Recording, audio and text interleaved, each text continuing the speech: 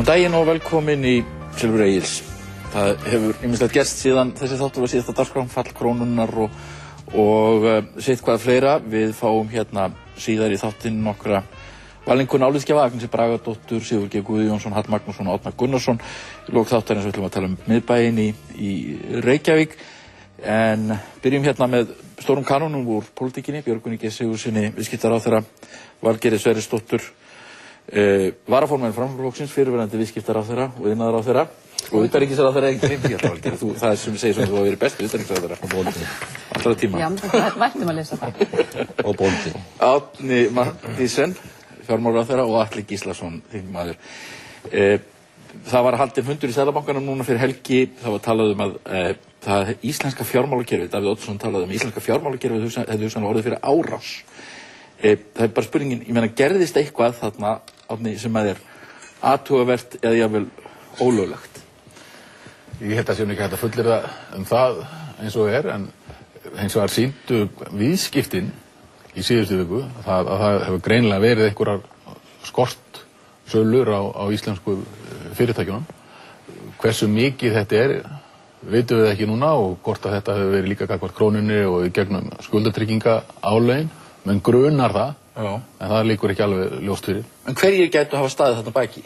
Það eru þá þeir sem eru að kaupa skuldatryggingar, því að það þannig kerfi í þessum skuldatryggingum að það geta fleiri heldur en sá sem á skuldina keypt skuldatryggingu og þar með veðjað á það að sá sem skuldar að hann borgi ekki skuldina og tilsettum tíma og þá mun sá sem hefur selt trygginguna, þá mun hann þurfa að borga ekki bara þeim sem á skuldina heldur öllum hinum líka og þetta eitt af vandamálunum í Bandaríkjunum að þetta hefur gengið mjög langt og fyrirtæki sem hafa verið í þessu að þau eru talin verið í hættu vegna þess að þau get ekki greitt út tryggingarnar. En erum við þá að tala um að einhverju séu bara beinlínis að reyna að koma þessu á kné, bönkunum á kné? Já, við erum að tala um það. Þeir hafa það hagsmuni af því að þeir borgi ekki skuldinar og það talað um að þetta hefði gerst bæði á Írlandi og í Bretlandi með þennan HBO banki. Já, þar. Björgvin, hvernig horfir þetta við þér? Blasir alveg við ef að þetta dæmi skoðað að við búum þannig kerfi að það undirselt því að spákaupmennska getur haft mjög mikil áhrif á það. Bæði gengi krónunnar, keyrt þessi skuldatryggingaálög upp til himinhæða úr algjörum takti við það sem að speglar einhverja raunverulega áhættu við það að fjárfesta til dæmis í bönkunum okkar. Þannig að eftir því sem að ítarlegar skoða þá fleira sem bendir til þess að það eigi sér nú stað einhvers konar áhlaup á íslenska fjármálakerfið í heild sinni og skuldatryggingaálög sem eru farin að telja í 12 og 1300 punktum, 12-13% álög á bankana gefa það nú til kynna að það sé verið að skotselja á spákaupmennskan sé alls ráðandi og bætist við þá óvissu sem almennt uppi afdrif og stöðu banka í heiminum. Íslensku bankarnir standa miklu betur en flestir aðrir bankar, hvað var það eiginfjárstöðu og álagsdreifingu, þeir standast öll álagspróf og fjármálaeftirlitsins með stæl. Þannig að þetta skuldatryggingaálag ekki í neinu samræmi við en það hins vegar ógnar stöðu þeirra og það ógnar stöðu íslenska fjármálakerfisins og það á parti því að gengi kolfellur að því að vaxtamunaviðskiptin þau verðað engu þegar að skuldatryggingaálagi komið upp í þetta og þá eina leiðin til að freista þess að styrkja gengið aftur og keyra af stað eitthvað viðskipti með þetta að hækka vextina og eins og var gert daginn en þessi það reyndist nú vera skammtur góður það má líka segja að kannski hefði hrapið haldið áfram miklu brattar ef það ekki verið gert þannig að það var örugglega réttlætanleg framkvæmd og rétt á þeim tíma. En svo nú með krónuna, þannig erum við að tala um einhverja svona alþjóðlega spákaupmennsku og svoleiðis, en menn segja hérna heima að það voru nú bara bankarnir íslensku sem felldu krónuna og högnuðust á því tóku þessar stöður sínar og felldu krónuna. Mikil einföldun að halda því fram að því að staða gengisins og gjaldmiðilsins er náttúrulega komin undir kaupmennsku með hana, því sem kallaði spákaupmennsku bæði innlendra og erlendra aðila þannig að þáttur annarra en bankan örugglega mjög mikill í þessu líka þannig að þetta hefur ekki verið leitt fram með neinum rökum. Það heldur í fram að bankarnir hafi hagnast 155 milljarða á því að braska með krónuna og það náttúrulega eitthvað sem þeir geta kannski bjargað sínum reikningum á því, en það náttúrulega kemur beint í hausinn á fólkinu í þessu landi. En kemur það ekki beint í hausinn á bönkunum sjálfum aftur ef að þeir kippa fótunum undan mörgum af sínum stærstu skuldurum? Þannig að ég held að þetta sé mikil einföldun að halda því fram á bankarnir hafi gert þetta til þess eins að bæta stöðu sína svona, því að hún bitnar svo harkalega þá á mörgum af þeirra stærstu viðskiptum. Hafi bankarnir verið í þessum viðskiptum, þá er það fyrst og fremst vegna þess að þeir eru allir að reyna að hafa sem mestan gjaldeyrisforða til þess að geta staðið við sína skuldbindingar, til þess að tryggja sína stöðu. Einhverjar hafa velti fyrir sér að þetta tengist fyrsta ársfjórðungs uppgjörinu og fyrsta ársfjórðung er að ljúka, þannig að það gæti orðið breytingar þá, ef það er inn í sér rétt, þá gæti orðið einhverjar breytingar á þessu. En er það ekki alvarlegt máli ef að bankarnir er að gera þetta? Mér heyrist á að Seðlabankastjórinn telji það þetta vera alvarlegt mál. Ég held að það sé of snemmt að kveða upp úr það hvort að þetta hafi verið eitthvað í einhverjum óeðlilegu mæli. Það er bara nauðsynlegt og eðlilegt að það séu viðskipti með krónuna. Ef að þetta er eitthvað óeðlilegt, ég ætla svo sem ekki að setja neina skilgreiningar á það, þá auðvitað þarf að skoða það og eftir því sem að komuðu fram í yfirlýsingum þá er verið að gera það og við verðum bara að bíða og sjá niðurstöðunni í því. Valgerður, hvernig líst þér á þessu stöðu? Þú varst að koma frí á Spáni. Já, ég var nú að lesa blöðin svona í morgun og fara yfir þetta. Sko, þetta er náttúrulega greinilegt að ég skilja þannig að Seðlabankastjóri sé að tala til bankana í sinni ræðu og miðað við það sem fjármálaráðherra segir hér að þá er svona, það er alveg jaðrar við að Sjálfstæðisflokkurinn sé fann að tala gegn hinu frjálsa hagkerfi sem hefur nú barist fyrir frelsi alla tíð og frjálsum viðskiptum maður. Þannig að það er vissulega dálítið athyglisvert. En auðvitað stöndum við frammi fyrir miklu vanda og eins og kemur hérna fram hjá viðskiptaráðherra þá náttúrulega þetta endar allt í umræðu gjaldmiðilinn, krónuna. Og verandi með þessa 3 öflugu banka hér, íslenska, sem við erum vissulega stolta í þessu litla hagkerfi, að þá sjáum við það er ekkit vandræðalaust.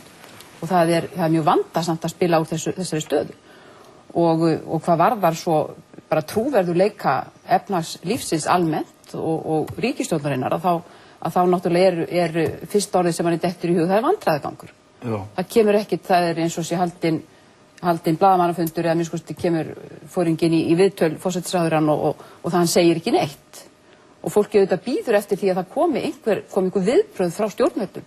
Hvernig á að taka á þessari stöðu? Hvernig á að taka á þessari stöðu? Já, sko, annarkvort verja menn krónuna með kjafti og klóm og trúa á hana eða þá að menn átta sig á því að hún er ekki framtíðin og taka aðra stefnu en engu að síðu verja krónuna þar til að þá á breytinga verða.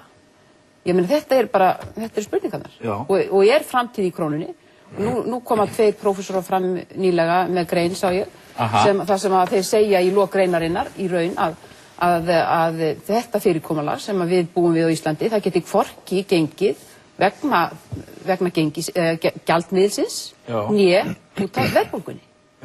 Við ráðum ekki við verðbólguna með þetta fyrirkomulag. Og þeir reyndar stinga upp á því að láta sér þetta í huga við getum fengið einhvers konar auka aðild að efnahags- og myntbandalaginu og hugsanlega hefði það verið hægt ef það hefði verið reynt að tala í alvöru við Evrópusambandi fyrir nokkuð mörgum árum síðan. Að við hefum getað farið inn í og fengið aðild að einhvers konar samkomulag auka aðild. Og þeir ábyrgdust íslenska gjaldmiðilinn. Ég vil ekki útiloka það, af því það var aldrei reynt. En er ekki bara, hafið bara þið stjórnmálamennir ekki brugðist í þessum málum? Jú. Að þið hafi verið andvaralaus og leyft þess að dankast svona. Og það er búið að vara við þessu mörg þúsund sinnum. Og það er náttúrulega skiptir Sjálfstæðisflokkurinn mestu máli. Vegna þess að hann hefur ekki fengist til þess að horfa á þetta út frá alvarleika málsins og hvað þetta þýðir fyrir þjóðina. Vegna þess að þeir náttúrulega eru dálítið uppteknir af flokknum sínum. Já. Veislan er bara búin, veislan er búin og nú eru tempumennir og mér finnst bankarnir sína algjört siðleysi og hafa sýnt siðleysi. Seðlabankinn hefur samkvæmt samkomulagi við ríkisstjórnina verið að beita sínum stjórntækjum síðust frá því að samningur var gerður 2001. Á meðan hefur ríkisstjórnina það er unni gegn því. Lækka skatta hátekjumenn það sem hvergi hefur gerst í heiminum, það sem við miðum okkur við. Varðandi gjaldeyriskaupin þegar að hlutabréfamarkaðir falla og ríkisstjórnin fær þá áhyggjur eða umhyggju fyrir auðmennunum og fer í ímyndarferðirnar til New York og Kaupmannahafnar. Á sama tíma eru förunautar þeirra að hamstra sem aldrei fyrir aldir. Þetta gerðist líka 2001 eða 2002. Ég sá þetta fyrir. hvaða viðskiptabanki skildi nú hafa ráðlagt viðskiptavinum sínum, almenningi í landinu að kaupa gjaldeyri.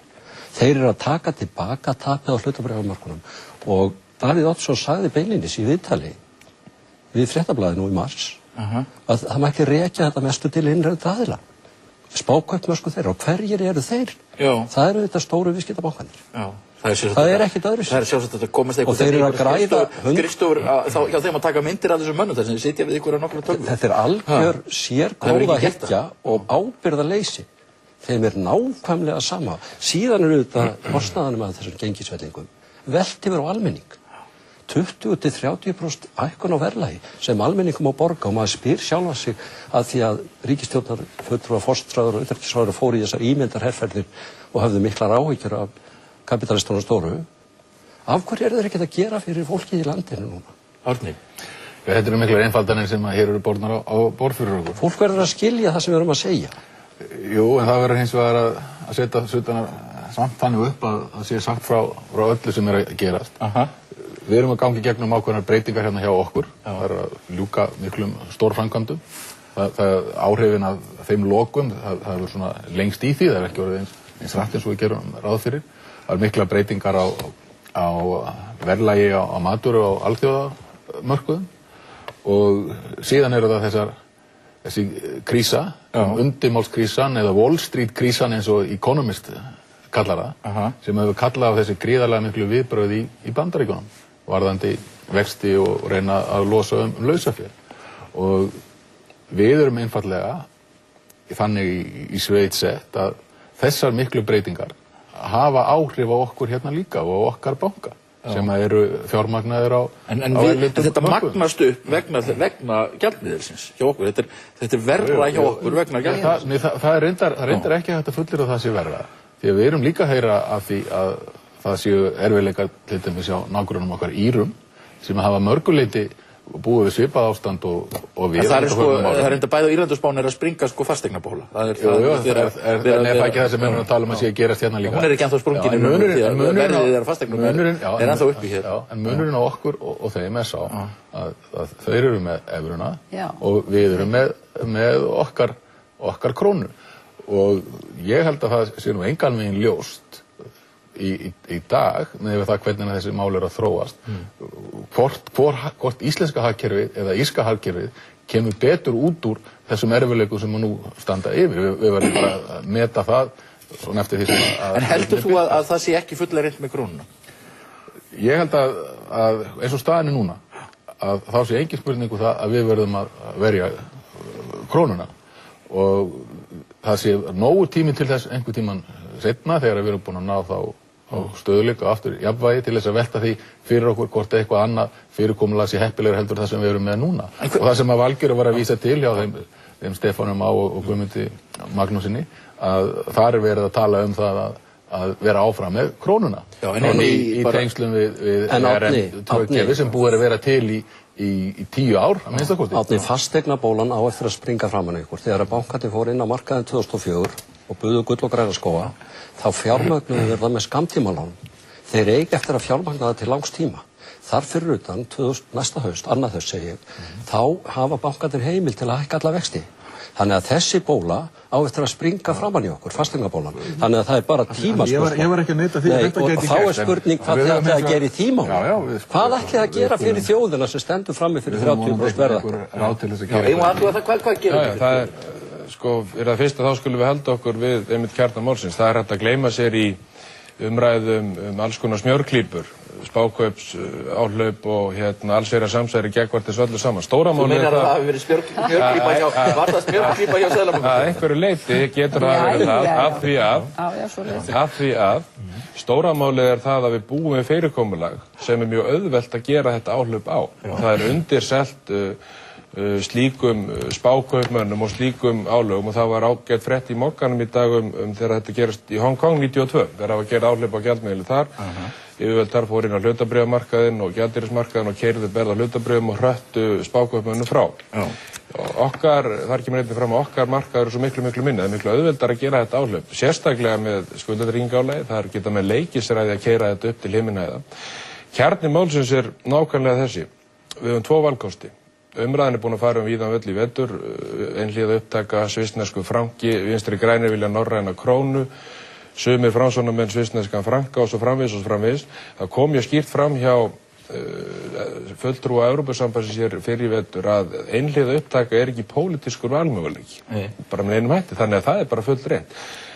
Kostirnir eru tveir, við búum við núverandi fyrirkomulag og keyrum það peningastefnumódel alveg í botna með við búum með og verjum krónuna með kjaft og klóm eins og við erum að gera nákvæmlega núna og munum gera. Það kostar mikla peninga. Það kostar mikla peninga. Það tala í allar áttir. Ja, býtum við, nei, við erum ekki að tala í allar áttir.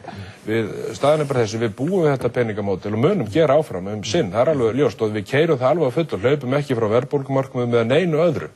Við bara verjum krónuna algjörlega á fullu og það stendur yfir akkurat núna með mörgum ráðum. Hvað er það talum? Það ekkert að gerast. Þið ætlaði að rannsaka samningi sem þið gerðu við Seðlabankann 2001, þið ætlaði að setja í fræðilega úttekt. Ég var ekki að grípa fram fyrir heimsendaspáni þinni hérna áðan. Staðan nákvæmlega þessi, hitt eins og til dæmis Þorsteinn Pálsson bendir á í leiðari Fréttablaðinu í dag og margir aðrir, hinn valmöguleikin bara einn, það aðild að Evrópusambandi og aðild að myntbandalagi í framtíðinni þegar við erum búin að koma hér á jafnvægi, stöðugleika og svo framvegis. Þetta hitt módeli sem við getum búið við, okkur býðst að búa við og þá þurfum við líka að byrja á byrjunni, breyta stjórnarskrá og það það sem ég vil, alveg hygglust, og Samfylkingin hefur líka alltaf sagt, það þarf að vera pólitísk samstæðum, við erum algjörlega saman, þetta sittum við hérna saman, og það þarf að vera pólitísk samstæðum það í landinu, sæmilegt að það eigi að sækjum og einlegin til að ná honum getur verið svo að fara í tvöfalda þjóðaratkvæðagreiðslu, þar sem við byrjum að kjósa það hvort að eigi að sækjum aðildið ekki. En þú sagðir að aðildar þínir flokksmenn á sem sagt að það myndi það að segjast að fara að sækja myndi hafa góð áhrif á. Það myndi hafa mjög góð áhrif og það eitt og sér myndi hjálpa okkur að ná hérna stöðuleika. En menn vissu hvert við erum að fara. Við stöndum á krossgötum og við erum ekki búin að taka ákvörðun að hvert við ætlum að fara í land. Það sem aðeins var skiptið mestu máli að gera núna, að það að styrkja stöðu atvinnulífsins, eins og við erum að gera með því að lækka skatta á atvinnulífið, styrkja stöðu einstaklingana með því að lækka skatta á þá eins og við erum að gera og bæta lausafjárstöðu bankana eins og Seðlabankinn að gera með þeim breytingu sem hann hefur gert á bindiskyldu og rýp og skilgreiningum. Við tvöfölduðum gjaldeyrisforðann fyrir rétt rúmu ári síðan og gjaldeyrisforðinn hefur aldrei verið stærri heldur en er núna og við munum að sjálfsögur reyna að hafa gjaldeyrisforðann þannig úr garði gerðan að hann nýtist okkur sem allra best. Við höfum farið núna bara frá áramótum, við erum búin að fara í 2 nýjar útgáfur á ríkisskuldabrjöfum til þess að breikka og dýpka markaðin í þeim. Þannig að það verið að gera fullt af hlutum í þessu og mjög gott samstarf á milli ríkisstjórnarinnar og Seðlabankans. Talandi þetta, þá vil ég gjarna nefna að tala hvað þetta gera fyrir fólki í landinu sem er með allar þessar skuldbindingar á bakinu og fær núna á sig 10% verðbólgu, bara sjóna. 10% verður miklu meira. Já, 10% allavega, kannski meira. Fer ríkisstjórnin í viðræður við aðila vinnumarkaðarins? Þarf ekki að taka á þessu máli, þó að kannski orðið þjóðarsátt sé svolítið þreytt orð, að þá það eitthvað í líkingu við það sem þarf að gera til þess að þetta bitni ekki allt á almenningi. Og svo vil ég gjarna segja hér í framhaldi af ræðu viðskiptaráðherra sem er svo sem ég er ekkert algjörlega á móti skapi að þá er þetta náttúrulega með ólíkindum. Hér sitja 2 ráðherrar í ríkisstjórn Íslands og þeir tala í sitt hvora áttina. Já, við erum þó í sinnkorum flokknum, sko. Já, þið notið alltaf þetta. Þið Bjarni eru þó í sama flokk. Já, þetta bara aukaðatriði. Þú ætti að byrja í Framsóknarflokknum áður að fyrir að gagnrýna 2 stóra flokka fyrir að vera að setja hvort í línu. Lastu bréfið frá Bjarna? Ertu búin að lesa bréfið sem Bjarni sendi? Ég er ekki að tala um það núna. Hvernig fannst þér að lesa þetta bréf? Það skiptir minna máli hvernig Framsóknarflokkurinn talar í þessu máli heldur en ríkisstjórn Íslands því að það er verið að skoða þá lesa það út um allan heim hvernig ráðherrar tala. Ég efast að sé verið að tala um það út um allan heim hvernig ég skrifa eða Bjarni Harðarson. En það er ein merkileg yfirlýsing sem kemur fram frá Geir Haarde. Hann segir, ríkissjóður vel staddur, hefur mikinn fjárhagslegan styrk, hann getur tekið að láni stórar fjárhæðir til að bjarga bönkunum ef að út í það fer.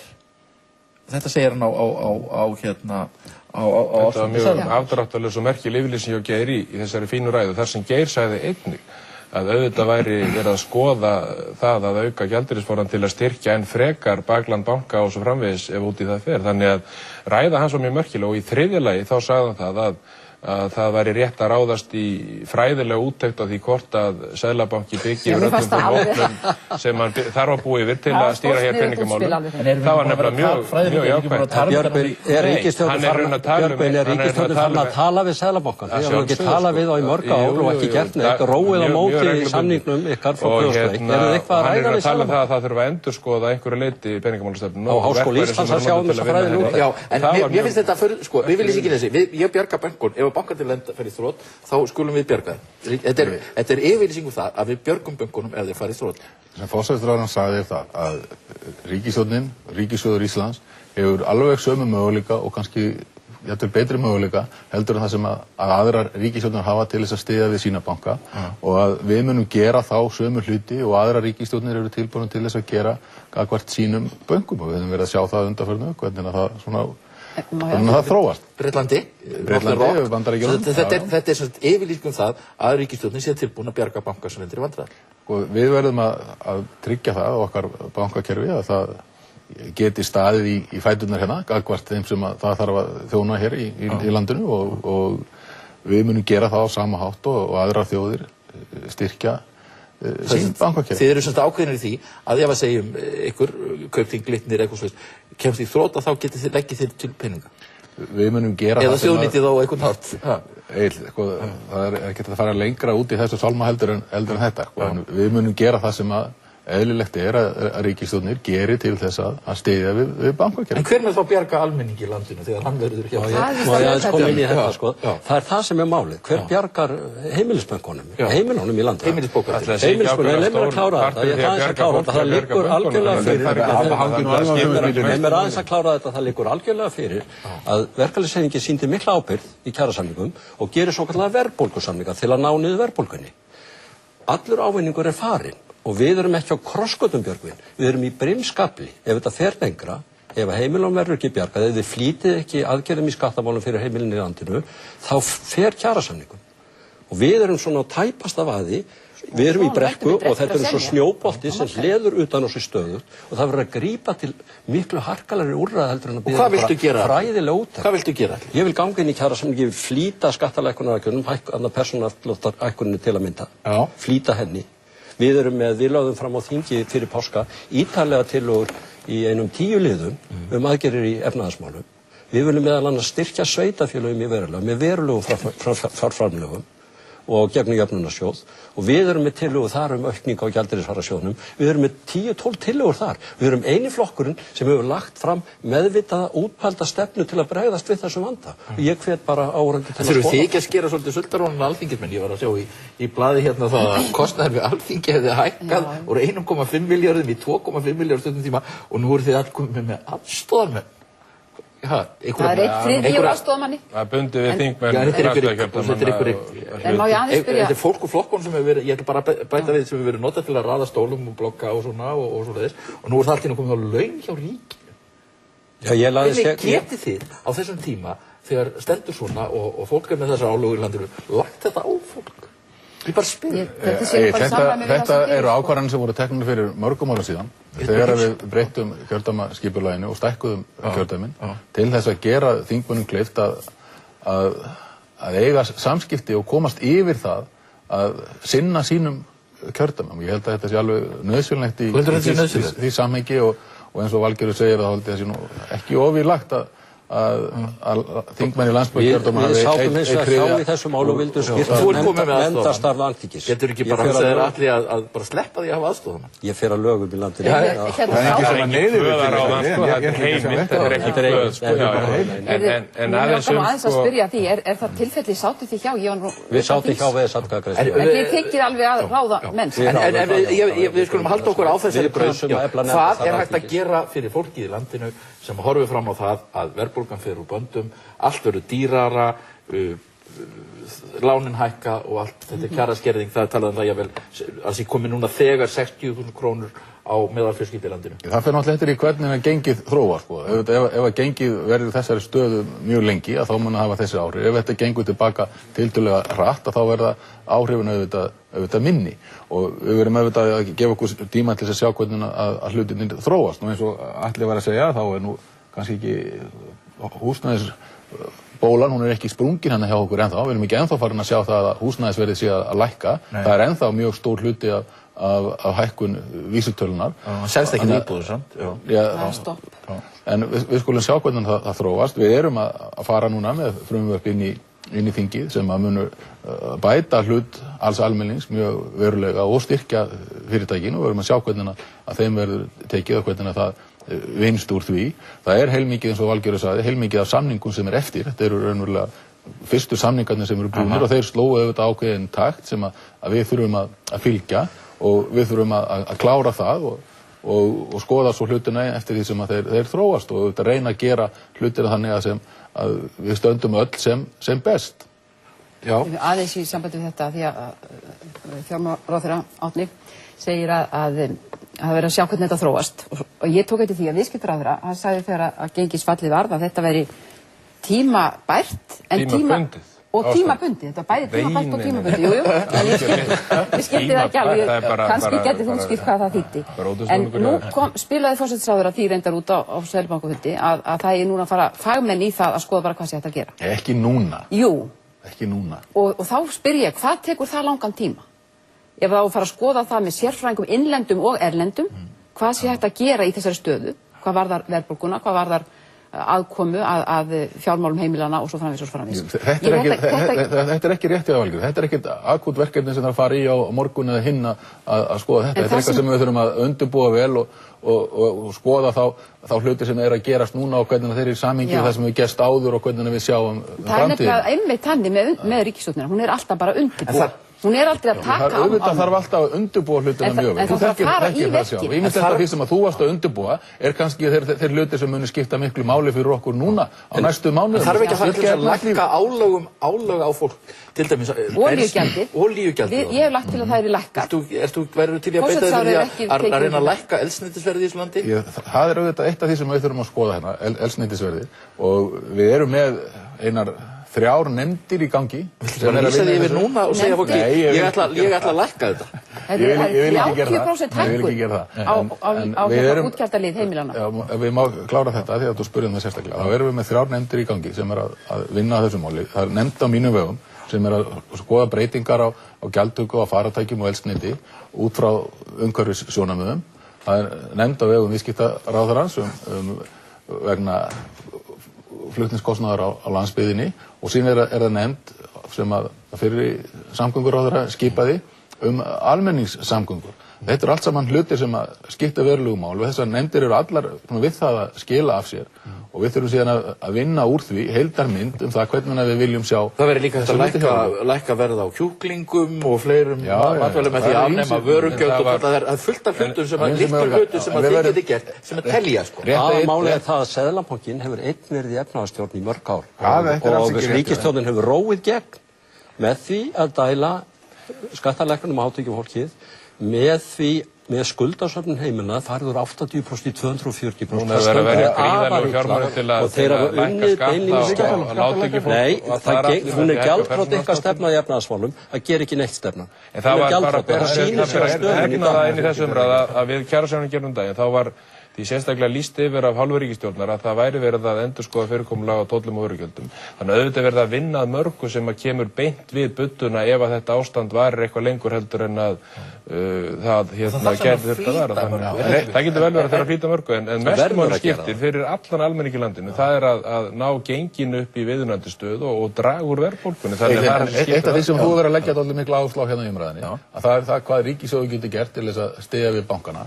En ríkissjóður getur lítið gert ef hann stendur ekki sterkt. Þannig að við þurfum líka í þessu öllu saman að huga að stöðu ríkissjóðs, að ríkissjóður sé ekki að fara í það að safna gríðarlegum skuldum. Þarna kemur mjög mikilvægu máli. Vegna þess að ein ástæð þess fyrir að þið eru að efast að þið treystið ykkur til að lækka olíugjaldið er einmitt svo að þið eru farin að sjá að ríkissjóður er ekki að koma út á þessu ári í samræmi við fjárlög.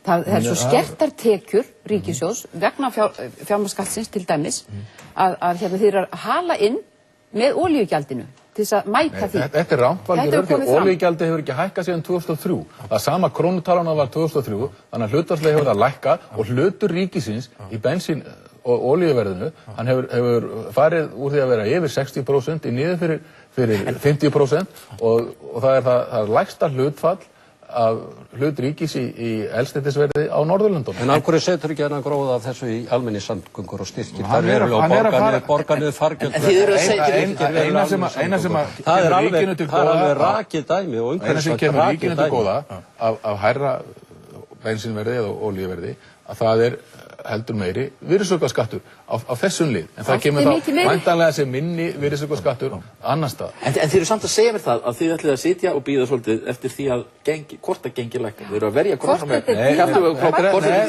Þetta er ekki rétt úlkun að við erum að gera heilmarga hluti og við munum væntanlega að gera aðra hluti í framhaldi af því. Hverjir þeir verða, fer eftir því hvernig hlutinir þróast. Þú ert bara með í nefndum, þeir eru ekkert að gera Árni.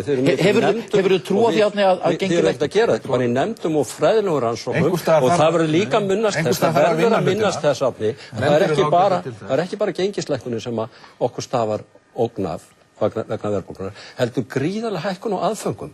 Ábyrgð og fóðurinn sem er að hækka matarverð, bæði innanlands og það sem við flytjum inn. Og það er alveg stór vandi þar fyrir heimili. Þannig að þið verðið strax í dag og morgun að bretta upp ermarnar, hætta einhverjum fræðilegum úttektum og nefndastörfum og fara að vinna. En hefur þú trú á því að gengi lækja? Ég hef trú á því að það verði ekki mjög lengi eins lágt og það er núna, eða vísitalan eins háum en núna. En ég get ekki sagt hversu hratt eða hvenær. Hvað heldur eðlilegt? Meðal gengið í áranna rás eru í vísitölu 130 og við erum búin að vera með það umtalsvert mikið sterkara eða vísitöluna þá lægri undanfarin ár.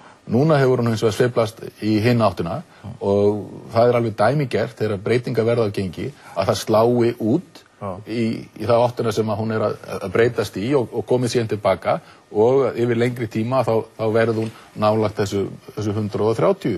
Og þá er evran í svona 100 kalli eða eitthvað svoleiðis miðað við það sem er núna, sterkur rúmur. Það fer auðvitað eftir í hvernig samsetningin er líka á milli dollars og evru. En svona í þessu sem hún er núna, Já, sennilega líklega nálagt 100 kalli, sennilega heldur lægra. Já, þá er líka dollarinn fyrir neðan 70, ég er nú svona að rekna mjög eigum við að trúa og treysta því að hún myndi þá haldast þar í þessu. Þú átt nú að vita það er ekkert hægt að trúa og treysta slíkt. Þegar markaðin er annars vegar, þá breytist krónan og við viljum hafa markaðin hérna þó að séu gallar á honum, vissulega. Viltu hafa frjálst markaðskerfi, já? Ég get alveg fullvissað það að ég vil það og ég sjá í gallar. Við verðum að nefna, Árni, ég verð að nefna í lokin það er rosalega hart á því deilt út af orðum þínum umboðsmann Alþingis að hann sé hlutdrægur og hans álit, hans spurningar séu hlutdrægur. Menn eru jafnvel að krefast þess að þú segir af þér út af þessu og fleira. Hvað, finnst þér ekki að hafa gengið of langt? Mér finnst ég ekki að hafa gengið of langt, nei. Mér finnst að orð mín séu túlkuð heldur lengra heldur en að þau gefa tilefni til og það sem að mér gengur til er bara að tjá mig opinskátt og hreinskilnislega við umboðsmanninn það hvaða hugsanir kom upp hjá mér þegar ég les hans spurningar og það kunni að vera að hann hafi gert upp hugsin fyrirfram og ef að það er svo að þá sé ég ekki að njóta míns rétta Þú trættur að þú njótir ekki sannmælisjá. Þannig að ég legg þetta síðan bara upp fyrir hand til þess að vega og meta og vinna úr í sínu. Ég svara öllum spurningunum sem að hann leggur fyrir mig og ég held bæði býsna ítarlega og vel. Þannig að ég til ekki að það séu neina misvirðingu við embætti að ræða af minni hálfu en að ég hafi fullan rétt til þess að tjá honum svona mínar hugsanir þegar að ég er að fjalla þetta mál gagnvart honum. Þú sem sagt óttast að þú njótir ekki sannmælis hjá honum. Mér finnst ýmislegt í spurningunum vera þess eðlis að það kunni að vera. Vonandi hef ég rangt fyrir mér. Ég hef ekkert á móti því að hafa það. En var ekki bölvaður klaufaskapur í að vera flækjað í þetta mál þetta á einum dagparti? Það ætla ég nú ekki að segja. Maður verður að vinna þau verk sem að mann er falið að vinna og reyna að vinna þau eins samanskossenlega og maður getur. Síðan auðvitað hafa kannski aðra skoðanir á því sem maður verður að gera, maður verður bara að sætta sig við það. Atli, þú ert lögmaður. Sko, mér finnst þetta kasta skugga á embættisfærslu og embættisferil þess ágæta manns, Árna Mathiesen. Mér finnst það gera það og mér finnst dómarinn hafi verið ráðinn, eða það hafi verið tilhneiging til að ráða dómara eftir flokkskírteinum.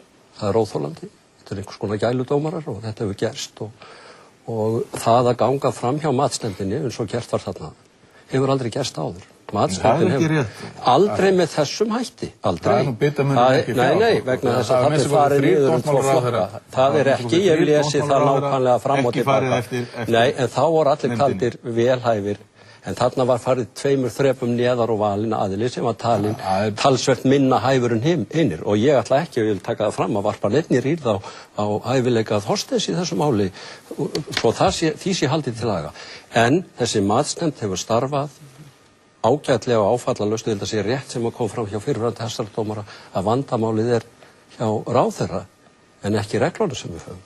En ráðherrar hljóta nú að verða að hafa skoðanir á sínum eigin embættisverslun. Ég hefði viljað sjá þessar samsæriskenningar að koma á eftir vegna þess að þetta eru óröskulega samsæriskenningar. Ég held að það, ég vil ekki þannig að þú ert ekki að tala á þingi, þú ert að tala sem fjármálaráðherra fyrir hönd fjármálaráðsins við umboðsmann Alþingis. Þú ert ekki að rökræða við mig á þingi eða í pólitískri umræðu.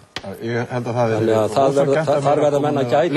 Leifum Árna svara. Ég held að það væri ósanngjarnt að mér að koma með slíkt eftir á. Ég held að það sé bara sanngjarnt og hreinskilni að minni hálfu að segja þessa skoðun mína áður en að umboðsmaður tekur máli til endanlegrar úrlausnar. Já, ég veit þetta er verið búið, en sko það komið þarna fram náttúrulega af ákveðnum valdhroka og í dag er í einu blaðana rifjað upp það sem Árni Matthísen sagði á sínu tíma Jón Baldvin Hannibalsson þegar hann var utanríkisráðherra og réði tollstjóra á Keflavíkurflugvelli og þá sagði þessi ágæti maður að við þetta verður ekki unað og nú situr hann sjálfur í þeirri stöðu að hafa sem sagt gengið fram hjá matsnefnd sem var og er virt. Valgerður, var reynt að fá þig til að gera Sigríði Önnu Þórðardóttur að sendiherra? Það er ekkit til umræðu hér. Var það ekki reynt?